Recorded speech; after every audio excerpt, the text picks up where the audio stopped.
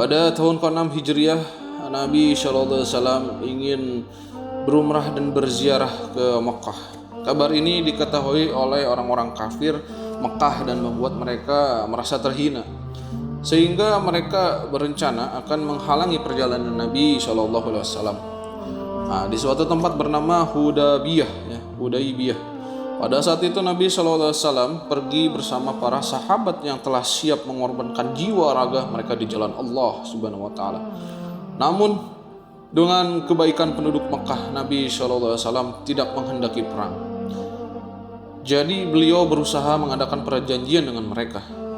Walaupun para sahabat telah siap berperang, Nabi SAW tetap memperhatikan orang-orang kafir dan menerima syarat yang mereka ajukan.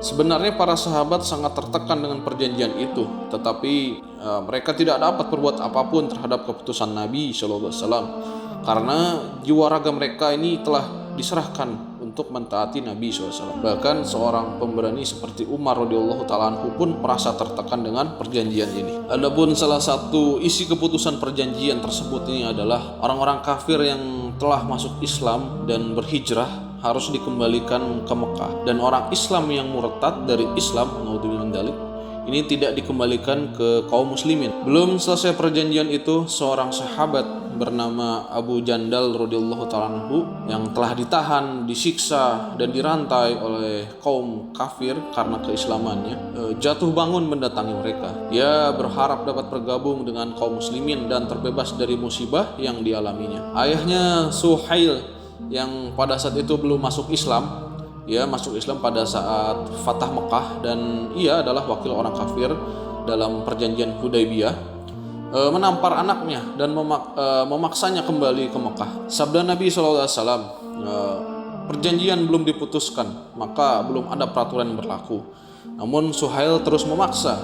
Nabi SAW menjawab, aku minta agar ada satu orang yang diserahkan kepadaku. Namun mereka menolak pertukaran itu. Abu Jandal radhiyallahu ta'ala anhu berkata kepada kaum muslimin, aku datang untuk Islam. Banyak penderitaan yang telah aku alami. Sayang, sekarang aku akan dikembalikan lagi. Hanya Allah Subhanahu wa taala yang mengetahui betapa sedihnya para sahabat ketika itu. Atas nasihat Nabi SAW, Abu Jandal radhiyallahu ta'ala anhu bersedia kembali ke Mekah. Nabi SAW berusaha menghibur hatinya dan menyuruhnya tetap bersabar. Beliau bersabda, dalam waktu dekat Allah Subhanahu wa taala akan membukakan jalan bagimu. Setelah selesai perjanjian Hudaybiyah, seorang sahabat yang bernama Abu Bashir radhiyallahu taala anhu melarikan diri ke Madinah setelah keislamannya. Kaum kufar mengutus 2 orang untuk membawanya kembali ke Mekah, dan sesuai dengan perjanjian, Nabi SAW mengembalikan Abu Bashir kepada mereka. Abu Bashir berkata, ya Rasulullah, aku datang setelah menjadi muslim dan engkau kembalikan aku kepada kaum kufar. Nabi SAW menasihatinya agar bersabar, dan beliau bersabda, insya Allah sebentar lagi Allah akan membukakan jalan bagimu. Akhirnya Abu Bashir radhiyallahu ta'ala anhu dikembalikan ke Mekah bersama kedua utusan tadi. Di tengah perjalanan, Abu Bashir radhiyallahu ta'ala anhu berkata kepada seorang penjaganya, wahai kawan, pedangmu bagus sekali. Karena merasa pedangnya dipuji, orang itu dengan bangga mengeluarkan pedangnya. Ya, aku telah menebas banyak orang dengan pedang ini. Sambil berkata demikian, ia memberikan pedangnya kepada Abu Bashir radhiyallahu ta'ala anhu. Begitu berada di tangannya, Abu Bashir radhiyallahu ta'ala anhu langsung mencoba pedang itu kepada pemiliknya. Ketika orang kafir lainnya melihat temannya tewas, ia merasa bahwa sekarang adalah gilirannya. Tanpa berpikir panjang, ia langsung melarikan diri ke Madinah. Setibanya di hadapan Nabi SAW, ia berkata, temanku telah dibunuh dan sekarang giliranku. Pada saat itu Abu Bashir radhiyallahu ta'ala anhu pun tiba di hadapan Nabi SAW. Ia berkata, ya Rasulullah, engkau telah memenuhi janjimu dengan mereka dan aku pun telah dipulangkan. Namun aku tidak memiliki janji apapun yang menjadi tanggung jawabku atas mereka. Kulakukan semua ini karena mereka berusaha mencabut agama dariku. Jawab Nabi SAW, kamu telah menyulut api perang. Seandainya ada yang dapat menolongmu.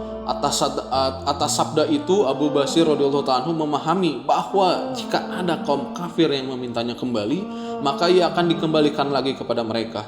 Akhirnya ia memutuskan untuk pergi ke sebuah tempat di dekat pantai. Berita ini telah diketahui oleh orang-orang yang ada di Makkah. Abu Jandal radhiyallahu ta'ala anhu yang telah diceritakan dalam kisah sebelumnya pun melarikan diri dan bergabung dengan Abu Bashir radhiyallahu ta'ala anhu.